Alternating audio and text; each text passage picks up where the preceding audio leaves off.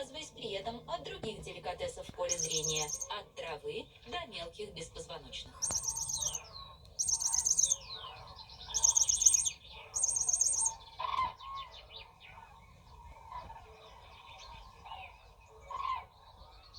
Серые журавли тоже неравнодушны к желудям. Всегда в большой группе, иногда до сотен особей, они целыми днями едят желуди и другую еду, которую им предлагает этот одомашненный